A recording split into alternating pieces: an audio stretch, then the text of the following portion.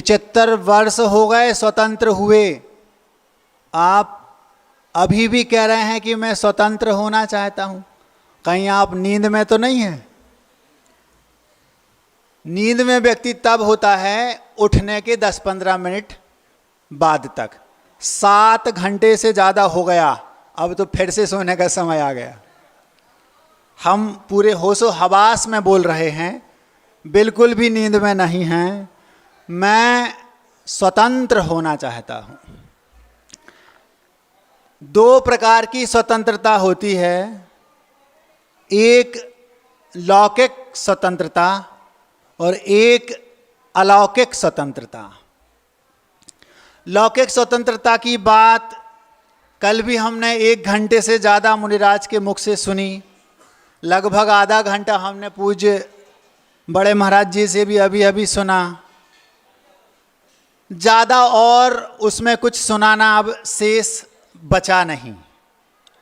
फिर भी पाद पूर्ति के लिए थोड़ा सा कुछ रह गया, उसको रख देते हैं।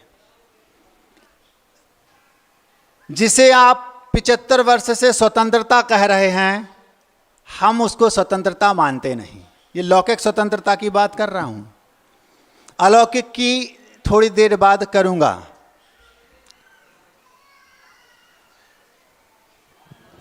जैसे जैसे ज्ञान बढ़ता जाता है, वैसे वैसे हमें पता चलता जाता है कि हम कितने अज्ञानी हैं।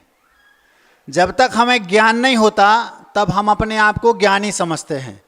जैसे जैसे ज्ञान और बढ़ता गया और हमारा अज्ञान बढ़ता जाता है, समझ में आने लगता है कि हम तो बहुत बड़े अज्ञानी, मुझे ये तो पता ही नहीं था, मुझे ये तो पता ही नहीं था। 75 वर्ष हो गए, हम समझ रहे हैं कि हम स्वतंत्र हैं, लेकिन अभी हमने लौकिक स्वतंत्रता भी ना के बराबर पाई है।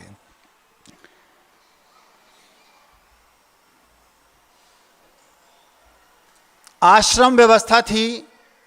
आश्रमों में चाहे राजा का पुत्र हो, चाहे सेठ जी का पुत्र हो और चाहे एक सामान्य व्यक्ति का पुत्र हो, भिखारी का भी हो सकता है।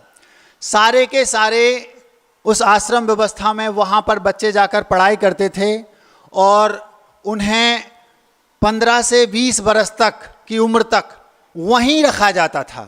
ऐसा नहीं कि वो घर आ जाएं। आज जिसको आप बोर्डिंग बोलते हैं, पूरा का पूरा भोजन पान, खान पान, शिक्षा सब वहीं मिलती है। ऐसी पहले मिला करती थी। उस समय उन्हें ऐसा नहीं कि केवल बाह्य शिक्षा दी जाती थी, प्रैक्टिकल शिक्षा दी जाती थी, थ्योरिकल शिक्षा नहीं दी जाती थी। मतलब राजा का बेटा भी होगा तो उसको लकड़ी काटने अपने क्रम पर जाना पड़ेगा। राजा का बेटा भी होगा तो भोजनशाला में उसको समय पर जाना पड़ेगा।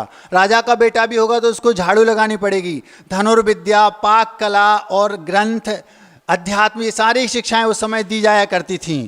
धीरे धीरे धीरे धीरे जब बच्चा 15-20 वर्ष तक हो गया, शिक्षित हो गया, तो उस शिक्षा के बाद फिर वह घर आता था।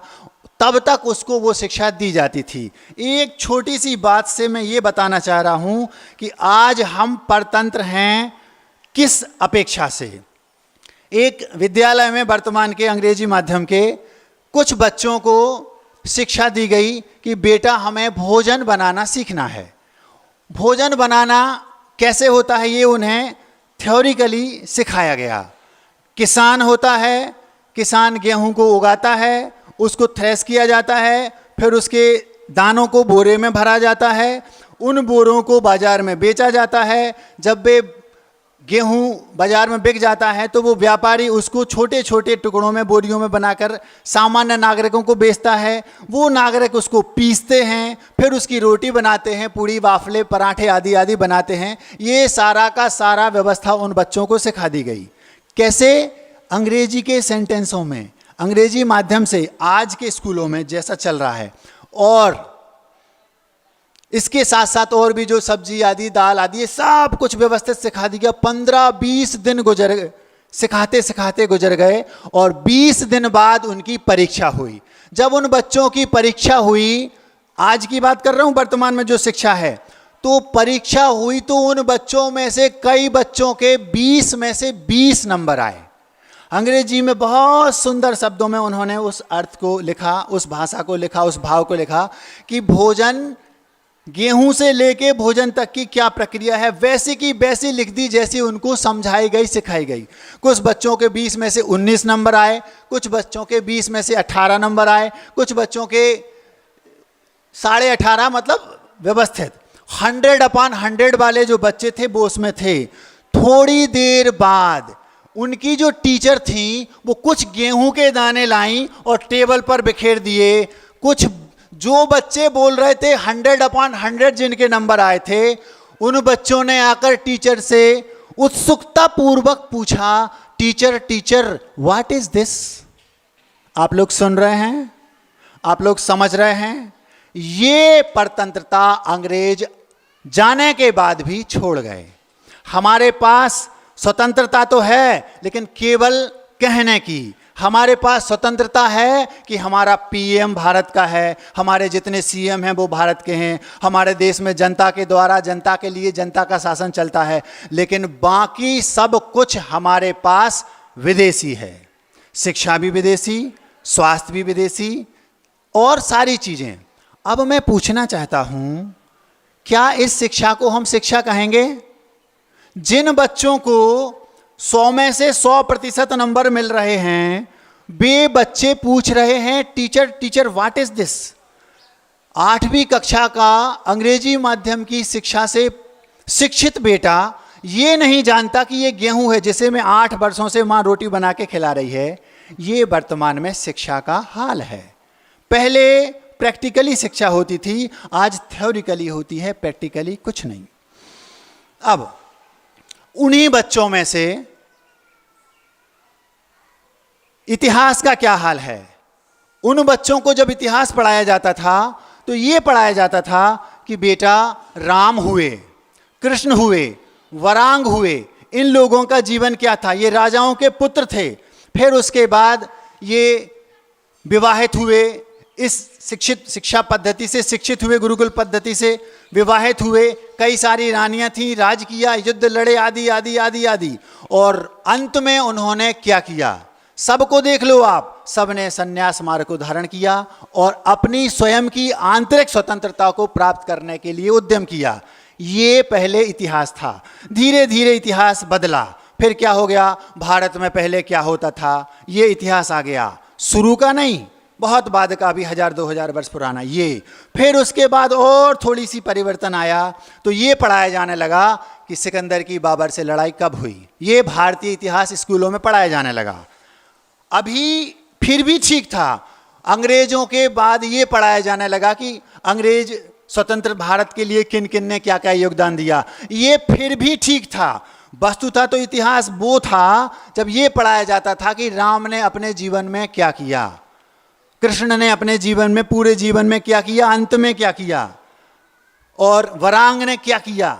तो हमें यह लगता था कि जब ऐसे महापुरुष, महान पुरुष जिन्होंने राजाओं महाराजाओं के घर में जन्म लिया, उन्होंने अंत में क्या किया, तो हमें क्या करना चाहिए। ये बच्चे को जीवन की शुरुआत में ही सोचने पर मजबूर कर दिया जाता था।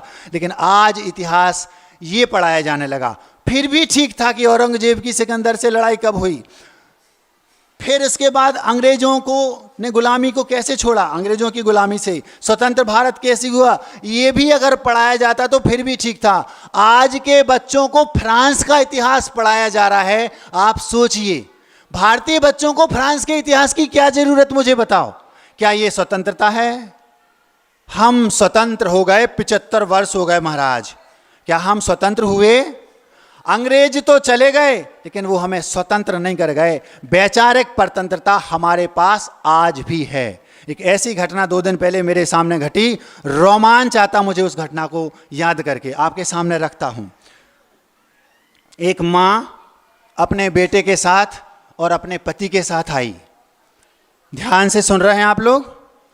जब वो मां, उसका बेटा 1 या 1.5 वर्ष का था, पति उसका यंग था, ज़्यादा से ज़्यादा 4 या 5 साल उनके विवाह के हुए होंगे।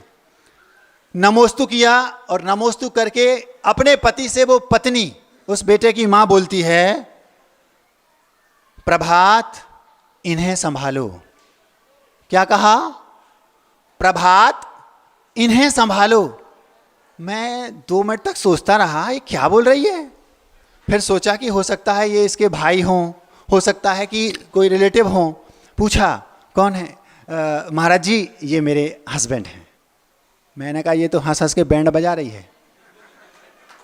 ये मेरे हस्बैंड हैं। और शब्द सुनना, प्रभात इन्हें संभालो, मतलब उस बेटा जो 1.5 साल का था, प्रभात इन्हें संभालो, मतलब पति का तो वो नाम ले रही है और बच्चे को बोल रही है इन्हें संभालो। बच्चे को रिस्पेक्ट से बात कर रही है। ये अंग्रेज आप लोगों के पास विरासत में छोड़ गए और वो हमारे घर घर में बस गई है। ये आपको अभी बात समझ में नहीं आई होगी, मैं समझाता हूं इसका रहस्य। जो पत्नी अपने पति का नाम लेती है, आप लिख लो, वो घर में महाभारत मचाती होगी, गारंटी है ये। कभी भी उसके मन में अपने पति के प्रति वो श्रद्धा हो ही नहीं सकती जो पहले भारतीय संस्कृति में कभी हुआ करती थी। महाराज जी नाम लेने से क्या फर्क पड़ता है? अगर उसने प्रभात बोल दिया तो क्या हो गया? श्रद्धा तो दिल में होती है। महाराज जी आप अभी समझते नहीं, आप लोग इस सब विचारों से दूर हैं। विवाह आपका हुआ होता तो जानते। मैं आपको प्रैक्टिकल इसका सामने रख रहा हूं। ये संस्कृति विदेशों की है, वे हमें विरासत में छोड़कर चले गए और हम अपने आप को स्वतंत्र मान रहे हैं। बंधु अभी स्वतंत्रता बहुत दूर है। ये केवल मैं लौकिक स्वतंत्रता की बात कर रहा हूं।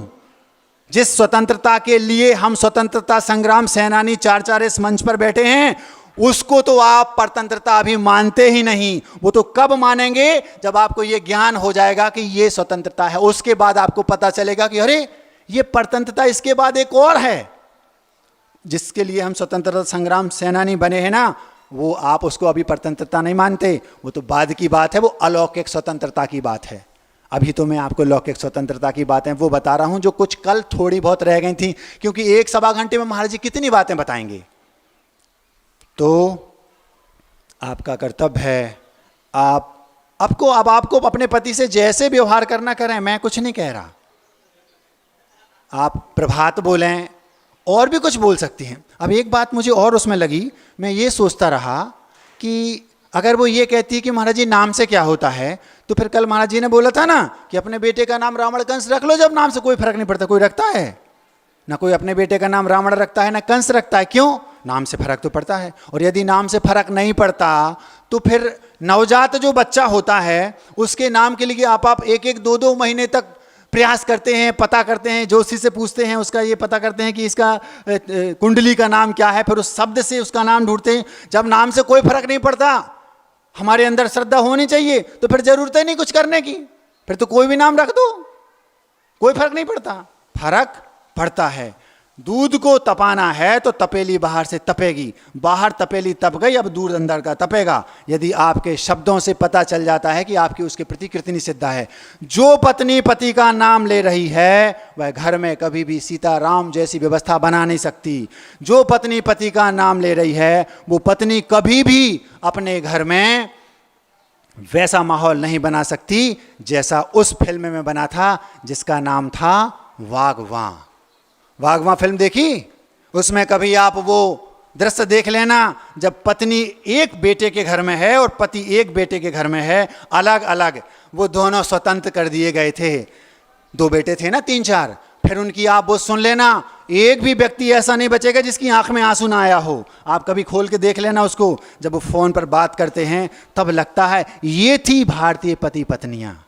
ऐसा प्रेम उन पति पत्नियों के बीच में हुआ करता था। तब उनके बच्चे संस्कारित होते थे, तब घर में रामायण बनती थी, तब उनकी पुत्री सीता बनती थी, अंजना बनती थी, तब उनके बेटे राम बनते थे, वरांग बनते थे, भरत चक्रवर्ती जैसे बनते थे। आज तो पता नहीं क्या बनते हैं। ज्यादा कड़वा हो गया। मैं सोच रहा हूं आप लोगों को बुरा लग जाए, लेकिन आप लोग आदी हो गए। महाराज आप बोलते रहो, हम सुनते रहेंगे। एक और बात, शिक्षा जब उस समय दी जाती थी तो चिंतन के लिए पर्याप्त समय मिला करता था। चिंतन समझते हो? चिंतन ये जो पढ़ाया गया उसको घोंटना। दही को मथोगे तब नवनीत निकलेगा। जितना आप दही को मथोगे उतना नवनीत निकलेगा। लेकिन वर्तमान में परिस्थिति ये है, उन्हें पढ़ने का टाइम नहीं है, पढ़ते नहीं, ऐसा नहीं, विषय कोर्स इतना है, बैग पूरा इतना भारी है कि वो बेचारे जितना कोर्स है पूरा वो ही नहीं कर पाते, चिंतन के लिए समय नहीं है। और माना कि किसी को थोड़ा बहुत चिंतन के लिए समय है, तो वो चिंतन का समय चिंतन ना करके वो हाथ में उसके पास जो 4-5 इंच का वो यंत्र है ना, मोबाइल, बस उसमें वो अपना लगा रहता है। आपके पास समय नहीं है, आप चिंतन कब करेंगे? और जब चिंतन ही नहीं करेंगे तो फिर निकलेगा क्या? आपके पास जो रचनाएं होंगी वो स्वरचित नहीं होंगी, स्वचरित होंगी। स्वचरित समझते हो? रचित वो होती हैं जो चिंतन के मंथन करके और व्यक्ति नवनीत निकाल के उसको लिखता है, वो कहलाती हैं स्वरचित। और स्वचरित वो कहलाती हैं, आपने YouTube खोला, किसने क्या कहा, उसमें देखा इनने ये कहा, इनने ये कहा, कहीं की ईंट कहीं का रोड़ा और इकट्ठा करके रख दिया, महाराज जी हमने ऐसा संकलित किया है। संकलन तो आप कर सकेंगे वर्तमान की शिक्षा से शिक्षित होकर, लेकिन आप कभी भी मौलिक कुछ रख नहीं पाएंगे। क्यों? आपके पास चिंतन के लिए समय ही नहीं है। ये आज की शिक्षा है, ये अंग्रेज हमें छोड़ गए। हम अंग्रेजों से तो मुक्त हो गए, लेकिन उनकी अंग्रेजियत से नहीं हुए। अंग्रेजी इसके बारे में मैं कुछ नहीं बोलूँगा, घबराना नहीं, क्योंकि उसको बोलते ही आपकी दुखती रग दर्द करने लगती है। हम कुछ नहीं कहेंगे, थोड़ा बहुत महाराज जी बोल चुके हैं। परीक्षा, उस समय जब शिक्षा वहाँ मिलती थी, कहाँ? गुरुकुलों में, तब परीक्षा 15-20 वर्ष में एक बार होती थी। जब पूरी शिक्षा हो गई, लास्ट में एक बार परीक्षा हो गई, बात खत्म। अर्जुन बोलो क्या दिखाई दे रहा है? मुझे चिड़िया की आंख का वो काला काला मसूर का दाना दिखाई दे रहा है। हो गई परीक्षा, बस। दुर्योधन तुम्हें क्या, हमें दुनिया भर की चीजें दिखा रही, तुम फेल तुम पास, परीक्षा हो गई। 5 मिनट में परीक्षा हो गई। आजकल फिर उसके बाद परीक्षा का रूप बदला, धीरे धीरे जो अंग्रेजी तरीके से आई। तो हम जब शुरुआत में पढ़ते थे तो 1 वर्ष में केवल 1 बार परीक्षा होने लगी। पहले जीवन में 1 बार परीक्षा होती थी, पास हो गए, झंझट खत्म। फिर परीक्षा 2 बार होने लगी, वर्ष में 1 बार होने लगी। फिर कुछ समय और बदला तो अर्धवार्षिक और वार्षिक 2 बार परीक्षा होने लगी। फिर हम लोग जब 5वीं 6वीं में थे, तब हमारे यहाँ एक अंग्रेजी माध्यम का स्कूल खुला। उस समय हम लोग सरकारी स्कूल में पढ़ा करते थे। 25-30 वर्ष पुरानी 35 वर्ष पुरानी बात बता रहा हूँ, जब फर्स्ट क्लास में था। तो फिर 6माही और वार्षिक 2 प्रकार की परीक्षा होने लगी। फिर उसके बाद जब ये अंग्रेजी माध्यम के स्कूल आए, पथिक पब्लिक स्कूल एक बहुत समय चला था, हम लोगों ने उसमें अपना नाम लिखवाया था। तो उसमें त्रैमासिक, 6मासिक, वार्षिक। फिर कुछ ही दिनों बाद जब पूरे देश में अंग्रेजी माध्यम के स्कूलों ने कैप्चर कर लिया पूरे बच्चों को, फिर प्रति माह परीक्षाएं होने लगी। अब तो बच्चे आते हैं, महाराज जी हमारा स्कूल शुरू हो गया। अच्छा, हाँ। 8 दिन बाद आया, महाराज जी टेस्ट है। किस बात का बेटा? अभी तो 8 दिन शुरू नहीं हुए, परीक्षा पढ़ाई शुरू हुई, टेस्ट होने लगा। परीक्षा केवल अब वर्ष भर परीक्षाएं होती हैं, वो पढ़ते कब हैं पता नहीं। बच्चे पढ़ते कब हैं ये मुझे समझ में ही नहीं आता। परीक्षाएं होती रहती हैं और वो केवल परीक्षा की तैयारी में लगे रहते हैं। उन्हें उस विषय के मर्म को पकड़ने का टाइम ही नहीं है। वो तो बस परीक्षाओं की तैयारी में लगे, क्योंकि टेस्ट है। अभी 1 आध महीना हुआ होगा, कम से कम सारे विषयों के 1-1 टेस्ट हो गए, और ये नंबर महाराज जी उसमें जुड़ते हैं। वो कब सोचेंगे, कब पढ़ेंगे, कब उस विषय को समझेंगे, कुछ पता नहीं। सब चल रहा है, ये अंग्रेज छोड़कर चले गए। हम स्वतंत्र हैं और स्वतंत्रता दिवस मना रहे हैं। एक और बात इससे थोड़ी सी हटके है। नेमावर में, वीनाबारा में हम लोग थे। क्या छोड़ के गए वो ये बता रहा हूं, जो रह गया था वो बता रहा हूं, बाकी तो आप सब सुन चुके 2 दिन से। वीनाबारा में महाराज जी थे, आचार्य श्री जी, हम लोग उनके साथ में थे। अब थोड़ी सी दिन बीत गए। एक किसी बहुत बड़े फिल्मी स्टार का एक कोई स्टेटमेंट था, वो किसी पेपर में छापा होगा। उस पेपर को काट करके कटिंग आचार्य श्री के कक्ष के बाहर चिपका दी गई। जब उस कटिंग को मैंने पढ़ा तो दिमाग खराब हो गया। उस कटिंग में क्या लिखा कि गायें जैसे ही दूध देना छोड़ देती हैं, एक बहुत बड़े फिल्मी स्टार ने ये बात अपने एक कॉलम में कहीं लिखी होगी, उसको पेपर वालों ने, अखबार वालों ने काटा, उसको आचार्य श्री के कक्ष में चिपका दिया। उसमें क्या लिखा था? उसमें लिखा, जैसे ही गाय दूध देना बंद कर देती है उसको स्लॉटर हाउस भेज देना चाहिए। ये उनका स्वयं का चिंतन था। उन बहुत बड़े एक्टर का। उसमें कारण लिखा, उसमें ये कारण लिखा, जैसे ही गाय दूध देना छोड़ देती है तो वे फिर लाचार हो जाती हैं और सड़कों पर घूमती हैं, गंदगी मचाती हैं, ट्रैफिक जाम होता है। इससे अच्छा है कि उन्हें स्लैटर हाउस में भेज दें तो उनकी हड्डी, खून आदि का उपयोग भी हो जाएगा और उनका जो मांस है वो लोगों के पेट भरने में काम आएगा। ऐसा उन महानुभाव ने अपना एक लेख छोड़कर लिखा, उस पर लिखा था। मैं सुना, आचार्य श्री को जब बताया, आचार्य श्री बोले क्या हो गया, ये क्या लिख रहे हैं, इसका मतलब समझे क्या कहना चाह रहे हैं वो। ये आपके दिमागों में भरना चाह रहे हैं कि जैसे ही हमारे माता पिता बूढ़े हुए, अब हमें उनकी कोई ज़रूरत नहीं है, या तो उन्हें आप वृद्धाश्रम में डाल दो और या फिर वो ज़्यादा परेशान हो गए हैं, उनकी पीड़ा हमें देखी नहीं जाती, इसलिए उन्हें निपटा दो। ये है पश्चिमी अंग्रेजों की सोच, ये है उनकी सभ्यता जिसका हम पूरे होशो हवास से अनुसरण कर रहे हैं और 75वां ध्वजारोहण अभी फहराया गया। क्या ये स्वतंत्रता है? क्या हम इसको स्वतंत्रता कहेंगे? ऐसी सोच वालों को हम क्या कहेंगे, आप सोचिए। क्या ये भारतीय संस्कृति थी? भारतीय संस्कृति तो ये थी, जैसे जैसे हमारे माता पिता बूढ़े हो गए, बच्चों को समझाया जाता था, बच्चों ये हमारे दादाजी हैं, ये हमारे आदर्श हैं, इनको इनकी सेवा करनी चाहिए, इनके पास जाके इनके अनुभवों को लो।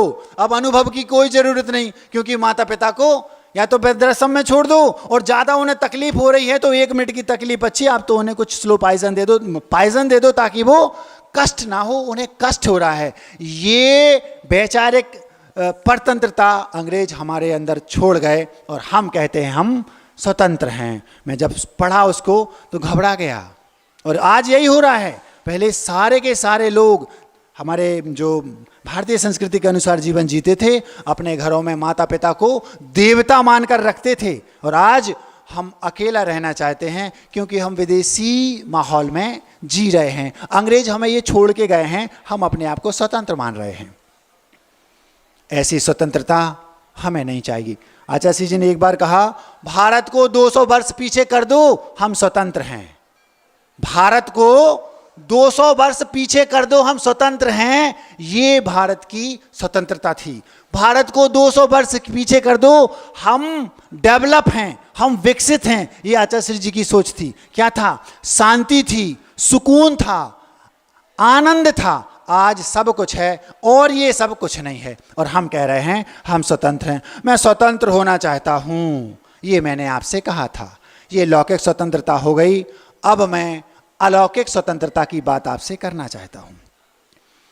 जब ये पूरी पृष्ठभूमि आपकी बन जाएगी, जब आप इस स्वतंत्रता को, लौकिक स्वतंत्रता को पूरे रूप से समझ लेंगे, तब आपको ये समझ में आएगा कि महाराज जी, इसके बाद भी कोई स्वतंत्रता अभी शेष है। इस स्वतंत्रता को स्वतंत्रता संग्राम सेनानियों ने धैर्य के साथ दिया आपको। ऐसा नहीं कि गए और खट से आपको मिल गई। एक पंक्ति पढ़ी थी, धीरज वो सवारी है, क्या कहा? धीरज वो सवारी है जिस पर सवार व्यक्ति ना तो किसी के कदमों में गिरता है और ना किसी की नजरों में। धीरज वो सवारी है जिस पर सवार व्यक्ति ना तो किसी के कदमों में गिरता है और ना ही किसी की नजरों में। हमारे जो स्वतंत्रता संग्राम सेनानी थे, उन्होंने सर कटा सकते हैं लेकिन सर झुका सकते नहीं, ऐसा कहा। और वो अपने अहिंसा और धर्म को पकड़े रहे और धीरज के साथ ना तो वो अंग्रेजों के कदमों में गिरे, और उन्हें पता है, आज भी वो विदेशों में वापस जाने के बाद कहते हैं कि भारतीयों की बात ही अलग है। उनकी नज़रों में हम आज तक नहीं गिरे, लेकिन वो कह नहीं पाते, ये बात अलग है। हमारे यहाँ आके अपने अंदर दिल में वो ये बात भरे हुए हैं कि उन भारतीयों की बात ही अलग है। इसीलिए वो हमारे यहाँ के भारतीय ग्रंथों को वहाँ ले जाकर अनुवाद करके उनमें मक्खन निकाल रहे हैं और अपने बच्चों को परोस रहे, और हम अंग्रेजी माध्यम को अपनी शिक्षा का माध्यम बनाकर अपने बच्चों को विदेशी बना रहे हैं। समझ में नहीं आता। कहाँ जा रहे हैं हम। आपका समय हो गया, ज़्यादा कहना मैं चाहता नहीं था, जो कहना था वो महाराज जी कह चुके, और ज़्यादा कहूँगा तो आपका अच्छा नहीं लगेगा, इतना आज के लिए पर्याप्त है। महाराज जी थोड़ी सी मिठाई दे दो ताकि थोड़ा अच्छा लगे, ज़्यादा कड़वा सुना दिया, ले लो। गुरुदेव ने हमें दीक्षित किया, हमें लगा जैसा आप लोग स्वतंत्रता संग्राम सेनानियों की बार बार जयकारा लगाते हैं, उनका नाम लेते हैं तो आपको आह्लाद होता है, हमें अपने जिनने हमारे ऊपर उपकार किया है उनके ऊपर कृतज्ञता का भाव तो होना ही चाहिए। हमारे गुरुदेव ने हम लोगों को स्वतंत्रता संग्राम सेनानी बनाया। कौन सा स्वतंत्रता संग्राम सेनानी? जिसे हम लोग बनना चाहते थे, मतलब वो अलौकिक स्वतंत्रता जिसे आप अभी जानते भी नहीं, पहचानते भी नहीं। जब हम स्वतंत्र हो गए, इस जिस तरीके से आपने स्वतंत्रता पाली, वो स्वतंत्रता जब हमें मिल गई, तब हमें पता चलेगा कि एक और कोई स्वतंत्रता है जो अभी हमें नहीं मिली है। वो स्वतंत्रता के सेनानी हम लोग बने हैं। हम बाहरी स्वतंत्रता को तो पा चुके हैं, लेकिन अंतरंग स्वतंत्रता, 8 कर्मों के बंधन में हम सभी जकड़े हुए हैं। कभी आपने सोचा, आपके दिमाग में ये प्रश्न आया कि जो बहुत अच्छा सिंगर है, जो सिंगिंग बहुत अच्छी करता है, डांसिंग बहुत अच्छी करता है, मैं क्यों नहीं कर पाता? इसके पीछे कर्म बंधन डाले हुए हैं। एक ऐसा कर्म, सुस्वर नाम कर्म का उदय होता है, वो कुछ भी गाएगा आपको अच्छा लगेगा, लेकिन उन नाम कर्म ने हमें ऐसा जकड़ रखा है कि हमारे मुख से उतनी सुंदर आवाज निकलेगी ही नहीं। कभी आपने सोचा, किसी व्यक्ति का यश बहुत फैल रहा है, हमारा क्यों नहीं फैल रहा? क्योंकि उसका यश कीर्ति नाम कर्म का उदय है। वो नाम कर्म के बंधन हमारे अंदर पड़े हुए। ऐसे 8 प्रकार के कर्मों के बंधनों से हम जकड़े हुए हैं। इसलिए हम उन 8 कर्मों के बंधनों से मुक्त होने के लिए अलौकिक स्वतंत्रता जिसको कहते हैं, जिसके लिए आचार्य विद्यासागर जी भी उस मार्ग पर चल दिए, हम भी उस मार्ग पर हैं। ये है अलौकिक स्वतंत्रता का मार्ग। उस मार्ग पर चलने वाला उन 8 कर्मों के बंधनों से मुक्त हो जाता है, और जब वह मुक्त हो जाता है तो वह सिद्धाला में जाकर विराजमान हो जाता है और अपने आप को स्वतंत्र महसूस करता है। वो अलौकिक स्वतंत्रता मैं पाना चाहता हूँ। उसी अलौकिक स्वतंत्रता को पाने के लिए हम सब पुरुषार्थ कर रहे हैं। आप लोग जब इस ज्ञान से भावित हो जाएंगे, जब आपको पता चलेगा, तब आप भी कभी उस मार्ग पर लगेंगे उस अलौकिक स्वतंत्रता को पाने के लिए। उन गुरुदेव ने हम लोगों को स्वतंत्रता संग्राम सेनानी बनाया उस अलौकिक स्वतंत्रता को पाने के लिए। तो मैं कुछ पंक्तियों से उनके ऊपर, जो हमारे ऊपर उपकार किया, उसको रखना चाहता हूँ। दे दिया सब कुछ मुझे, अब मैं उन्हें क्या भेंट दूं? किन्हें? गुरुदेव विद्यासागर जी को। दे दिया सब कुछ मुझे, अब मैं उन्हें क्या भेंट दूं? कुछ ना कुछ बदले में देना जगत की यह रीत है। कुछ ना कुछ बदले में देना जगत की यह रीत है। हाथ लो इस हाथ दो व्यवहार तभी ठीक है। पास मेरे कुछ न बस उन पर स्वयं को मैट दूं। दे दिया सब कुछ मुझे, अब मैं उन्हें क्या भेंट दूं? चाह जिसकी थी युगों से फाड़ छप्पर दे दिया। मैं चाहता था कि मुझे गुरुदेव उस मार्ग पर लगा दें, दीक्षा दे दें। चाह जिसकी थी युगों से फाड़ छप्पर दे दिया। दिया भी वो जिसे पाने था ही तत्पर, ये जिया। जिया मतलब हृदय। गुरुदेव ने हमें वो दिया जिसे पाने के लिए हम तड़पते थे। चाह जिसकी थी युगों से फाड़ छप्पर दे दिया। दिया भी वो जिसे पाने था ही तत्पर, ये जिया। सांस हर एक आपकी इतना अभी संकेत दूं। सांस हर एक आपकी इतना अभी संकेत दूं। दे दिया सब कुछ मुझे, अब मैं उन्हें क्या भेंट दूं? हर चीज फीकी दिया जो, हर चीज फीकी मुझे दिया जो वो इसके सामने। हर चीज फीकी मोल ना जो दिया इसके सामने। जो चीज गुरुदेव ने हमें दी है, इस चीज के बदले में मैं उन्हें कुछ दे नहीं सकता, ये अनमोल है। हर चीज फीकी मोल ना जो दिया इसके सामने। हर चीज फीकी मोल ना जो दिया इसके सामने। हर चीज फीकी मोल ना जो दिया इसके सामने। वक्त था जब तड़पता था झटपटाता रात दिन। पास सब कुछ होते हुए भी कुछ न था श्रमणत्व बिन, श्रामण्य पाकर आपसे मैं आज धन्ना सेठ हूँ, दे दिया सब कुछ मुझे अब मैं उन्हें क्या भेंट दूं। सुना है कि शब्द सा हर बात उनकी मानना, सुना है कि शब्द सा हर बात उनकी मानना, गर कहें दो को पांच तो फिर पांच ही बस जानना। सबसे बड़ा उपहार तो यह, सबसे बड़ा उपहार तो यह उपहार प्रतिपल भेंट दूं, दे दिया सब कुछ मुझे अब मैं उन्हें क्या भेंट दूं, दे दिया सब कुछ मुझे अब मैं उन्हें क्या भेंट दूं। अहिंसा परमो धर्म की।